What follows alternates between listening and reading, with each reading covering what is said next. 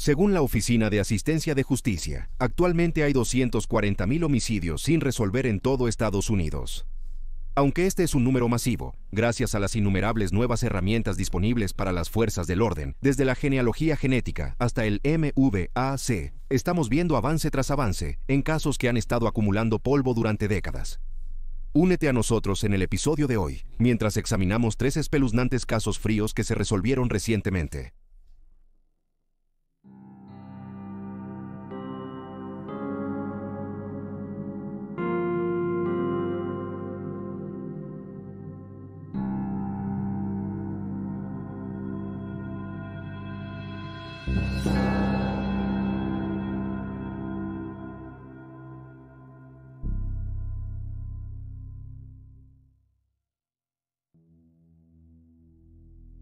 Con B. Beasley y Tracy Hallert.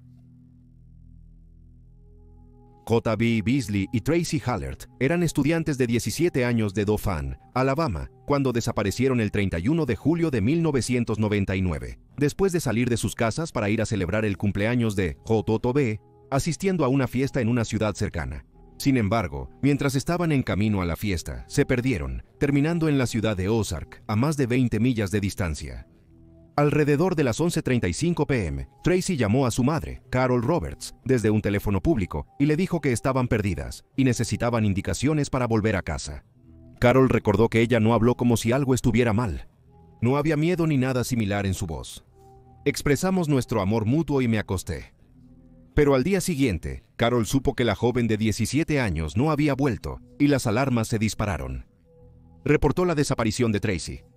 De igual forma, al descubrir que J.B. no había vuelto, los Beasleys contactaron a las autoridades. Más tarde ese día, se descubrió el Mazda 929 negro de 1993 de la familia Beasley que J.B. conducía cuando desaparecieron las chicas, en el área de la avenida Herring, en Ozark. Fue aquí donde las peores pesadillas de ambas familias se hicieron realidad. Los cuerpos de J.B. y Tracy estaban en el maletero del coche. Ambas chicas murieron después de recibir un disparo en la cabeza, mientras que el ácido desoxirribonucleico encontrado en la ropa y ropa interior de J.D. sugería a los investigadores que había sido agredida sexualmente antes de morir. El arma del homicidio nunca fue encontrada. Los devastadores asesinatos llevaron a la policía a realizar más de 500 entrevistas y pruebas de ácido desoxirribonucleico a unos 70 sospechosos potenciales. Las autoridades también establecieron una línea de consejos y ofrecieron una recompensa de $15,000 por información que conduzca a un arresto en el caso. Aunque las pistas llegaban aquí y allá, nunca surgió nada concreto. Una y otra vez, las esperanzas se elevaban y poco después se desvanecían cuando surgían numerosas falsas confesiones, solo para demostrarse que eran falsas. Un residente de Ozark afirmó que un hombre había conocido a las chicas cuando se detuvieron en una estación Chevron en East Broad Street, pero pronto se descubrió que el residente había estado mintiendo en un intento por reclamar la recompensa. Mientras tanto, un hombre de Michigan confesó ser el responsable de los asesinatos, pero esto resultó falso al no coincidir su ácido desoxirribonucleico con el encontrado en la escena. Aunque el caso fue perfilado en programas de televisión nacionales, rápidamente se enfrió. El caso permaneció inactivo por 20 años, hasta agosto de 2018, cuando los investigadores de Ozark contactaron a Parabon Nanolabs para resolver el crimen. Parabon Nanolabs es quizás mejor conocido por su unidad de genealogía genética, que ha ayudado a identificar a decenas de Jane y John Does, así como a identificar al asesino del Estado Dorado, Joseph James D'Angelo. Parabon Nanolabs logró ayudar a los investigadores a poner un nombre a su sospechoso al analizar el ácido desoxirribonucleico encontrado en la escena del crimen. El equipo de genealogía proporcionó a las autoridades una lista de apellidos que creían que podrían estar en algún lugar del árbol genealógico del sospechoso, siendo uno de esos nombres McCraney. Pronto, un policía que fue a la secundaria con Coley McCraney se le acercó y le pidió que se hiciera una prueba de ácido desoxirribonucleico. En ese momento, McCraney era un camionero de 45 años sin antecedentes penales.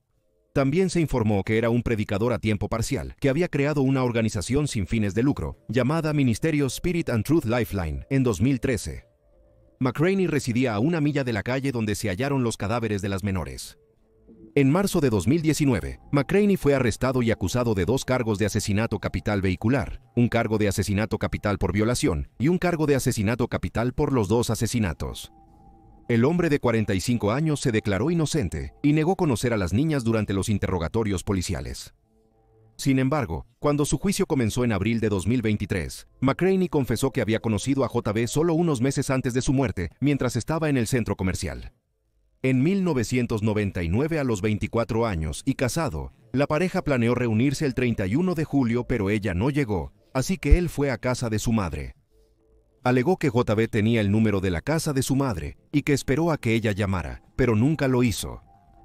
Aproximadamente a las 11:30 de la noche, McCraney salió de la casa de su madre para ir a la suya, pero su coche se averió en el camino, por lo que se detuvo en la misma estación de gasolina Chevron, en la que las chicas habían parado casi al mismo tiempo. Al ver a Hobie y Tracy, se acercó a ellos y les dio indicaciones sobre cómo salir de la ciudad, y Hobie y McCraney fueron a su camión, donde él afirmó que los dos tuvieron relaciones sexuales consensuadas. Según informes, las chicas dejaron a McCraney cerca de su casa, y él afirmó nunca haberlas vuelto a ver. También afirmó que no sabía que J.P. Beasley, cuyo asesinato sin resolver fue un caso de alto perfil en 1999, era la misma chica que él conocía como Jennifer, a quien vio la noche de su muerte. La policía nunca pudo establecer si J.B. realmente conocía a McCraney antes de su muerte. No había evidencia para corroborar que los dos planeaban encontrarse y que se conocieron meses antes. El 26 de abril de 2023, McCraney fue declarado culpable de todos los cargos y condenado a cadena perpetua sin posibilidad de libertad condicional. 3 meses después, a McCraney se le negó una apelación para un nuevo juicio, pero a principios de este año, su abogado presentó otra moción ante la Corte de Apelaciones Criminales de Alabama. McCraney está cumpliendo su condena en William E. Instalación Correccional Donaldson en el condado de Jefferson, Alabama. Él mantiene su inocencia.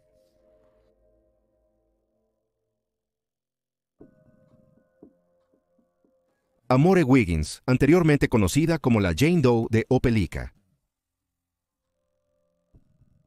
El 28 de enero de 2012, en el parque de Trailers Brookhaven, en la ciudad de Opelika, Alabama, un residente se topó con un pequeño cráneo humano e informó su hallazgo a la policía.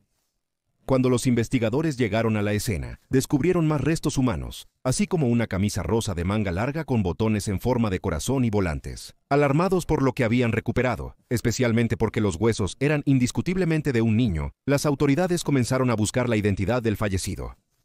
Pronto se estableció que el cráneo era de una niña afroamericana entre las edades de 4 y 7 años. Un examen minucioso de sus restos reveló que había estado desnutrida durante su vida y que habría tenido una deformidad visible en su ojo izquierdo, que podría haber sido natural, pero posiblemente fue causada por una lesión o abuso físico. Posteriormente, los investigadores revisaron los registros de nacimiento y escolares en busca de una niña que coincidiera con su Jane Doe, pero no pudieron encontrar nada. El Centro Nacional para Niños Desaparecidos y Explotados creó una imagen de cómo podría haber lucido Jane Doe, pero no trajo respuestas. En septiembre de 2016, llegó una pista notable cuando un exprofesor de una escuela bíblica de vacaciones, que operaba en la Iglesia de la Gran Paz, en Opelika, a unos 10 minutos de donde se encontraron los restos, proporcionó a los investigadores fotografías de una niña tomadas en el verano de 2011. La niña se parecía a su Jane Doe, incluyendo tener una deformidad en el ojo y tenía alrededor de 4 o 5 años cuando se capturaron las imágenes. El profesor recordó que la niña estaba desaliñada y sucia, y que era muy callada, manteniéndose mayormente a sí misma. Añadió que a la niña le costaba comunicarse con otros niños. Lamentablemente, el profesor no podía recordar su nombre y no había registros de ella, ya que la iglesia no registraba formalmente a los niños que asistían al evento. Aunque la policía publicó las imágenes de la niña, nadie se presentó para identificarla. Con pocas otras pistas, los investigadores se pusieron en contacto con Othram Inc., otra conocida corporación de genealogía genética, para ayudar a identificar a su Jane Doe. En octubre de 2022, finalmente se identificó a Opelika Jane Doe como Amore Wiggins, de 5 años. Amore, hijo de Lamar Bickerstaff y Sherry Wiggins, estaba bajo la custodia total de su padre de 50 años, un exmarino, al momento de su muerte. 2 meses después de que se estableció su identidad, los investigadores viajaron a la estación naval de Mayport en Jacksonville, Florida, para notificar a Bickerstaff de la muerte de Amore. No proporcionó a los detectives ningún detalle sobre su hija y, notablemente, nunca la reportó como desaparecida. Las autoridades también descubrieron por entonces que Amore no estaba inscrita en la escuela al momento de su muerte. La esposa de Bickerstaff, Ruth, con quien se casó en 2006, afirmó que no conocía a su hija y no sabía quién era la madre de su hijo, aunque más tarde los genealogistas identificarían a Sherry. Sherry vivía en Maryland cuando la abordaron más tarde en diciembre y confirmó que Amore era su hija. Proporcionó documentos legales que demostraban que tuvo poco que ver con su hija desde que Bickerstaff obtuvo la custodia completa y que continuó pagando la manutención de los hijos mucho después de su muerte. Agregó que no fue por elección propia que no vio a Amore después de 2009, afirmando que fue a la corte para intentar obtener la custodia de Amore varias veces. Debido a su distanciamiento, no reportó la desaparición de Amore, ya que creía que aún estaba con su padre. El 17 de enero de 2023, Bickerstaff y su esposa fueron arrestados en Jacksonville. Un hombre de 50 años fue acusado de asesinato grave, y él y Ruth de no reportar a un niño desaparecido. En una audiencia preliminar en marzo, el detective Alfred White le dijo a la corte que, a lo largo de una serie de entrevistas, Ruth Bickerstaff admitió que no había sido completamente sincera al hablar inicialmente con la policía, ya que no sabía qué estaba pasando. Afirmó que la pareja había tenido la custodia de Amore, pero que se había sentido abrumada por las necesidades de la niña y había pedido a Bickerstaff que llevara a Amore a su familia, que vivía en Alabama. Afirmó que después de hacer esta solicitud, no volvió a ver a la niña de 5 años y asumió que estaba al cuidado de otros familiares. Mientras tanto, se informó que Bickerstaff confesó haber asesinado a Amore durante su entrevista con la policía. Sin embargo, negó haber causado las lesiones vistas en sus restos, incluyendo la deformidad ocular, ya que las fotografías previas de Amore muestran que no nació con ella. No reveló los detalles de cómo murió, pero agregó que intentó resucitar a Amore después de su muerte, que ocurrió en algún momento entre 2010 y 2011. Los informes de noticias han indicado que Amore sufrió más de 15 fracturas antes de su muerte. A Bickerstaff se le negó la fianza, mientras que a Ruth se le concedió, pero debe usar un monitor de tobillo mientras espera el juicio. Durante las entrevistas con los Bickerstaffs, la policía descubrió que alguien había denunciado anónimamente el abuso de Amore a servicios de protección infantil en Virginia, donde ella y la familia vivían en ese momento. Ruth declaró que efectivamente se había llamado a servicios de protección infantil, pero que supuestamente no habían encontrado nada preocupante al visitar a la familia. Sin embargo, hasta ahora la policía no ha podido obtener los registros de servicios de protección infantil del incidente. Los Bickerstaff aún están esperando el juicio.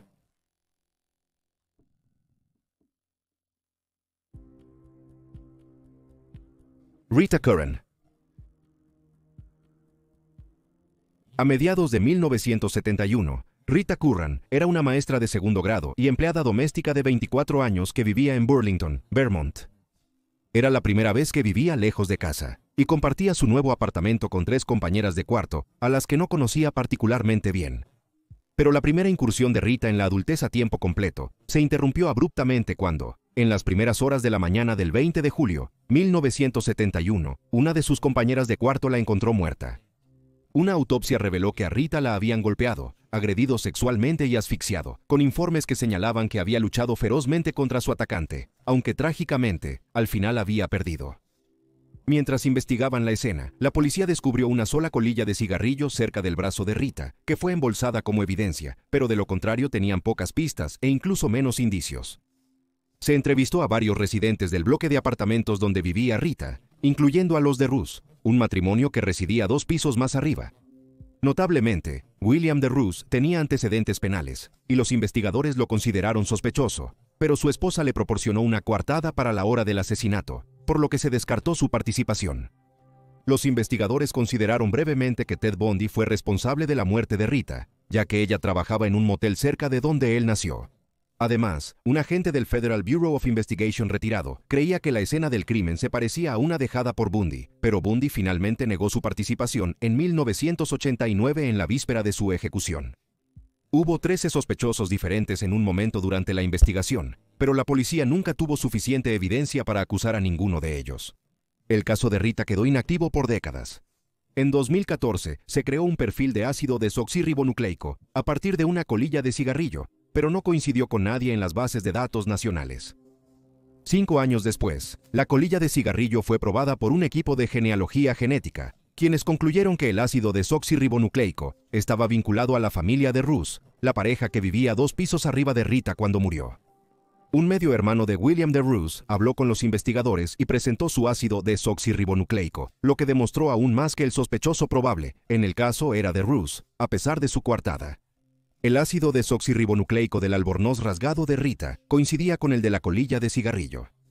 Al indagar en el pasado de DeRose, los detectives descubrieron que la pareja dejó Vermont tras el asesinato y luego se separaron. DeRose se mudó a Tailandia y se hizo monje budista, mientras que su esposa fue localizada en Oregon bajo un nuevo nombre. Cuando los investigadores la confrontaron, admitió que había mentido a la policía sobre que su esposo estaba con ella en el momento del asesinato de Rita. Los detectives concluyeron que no creían que ella supiera que DeRose estaba involucrado, pero pensaron que lo estaba protegiendo porque estaban recién casados, y DeRose ya tenía antecedentes penales. La exesposa de DeRose mencionó que discutieron la noche del 20 de julio y que él salió del apartamento para tranquilizarse. Al día siguiente, él le pidió que le dijera a la policía que no había salido de su apartamento, ya que temía que su historial criminal lo hiciera un blanco fácil. El detective Thomas Chenet dijo: «Yo creo que ella mintió en ese momento porque era joven, ingenua, recién casada y enamorada». También surgió durante la investigación sobre Darus que se había casado nuevamente en 1974. Esta segunda esposa le dijo a las autoridades que él era propenso a estallidos repentinos de violencia y describió 2 instancias en las que Darus había sido violento abruptamente. En una instancia, la pareja estaba hablando con una amiga cuando él sacó una navaja de bolsillo y la apuñaló en el abdomen sin razón alguna. Aunque Darus fue arrestado por el asalto, sus amigos no presentaron cargos. Un segundo incidente ocurrió cuando la pareja estaba cenando, solo para que Darus se inclinara y comenzara a estrangular a su esposa sin provocación. Tras esto, la mujer pidió el divorcio. Aunque Darus no puede ser arrestado y acusado, ya que murió de una sobredosis de drogas en 1983, a los 46 años. Los investigadores consideran cerrado el caso de Rita. Y ahí tienes los hechos. Por favor, deja un comentario abajo con tus propias ideas y reacciones, y recuerda darle me gusta a este video y suscribirte para apoyar el canal. Gracias por ver. Mantente alerta, mantente seguro y nos vemos la próxima vez.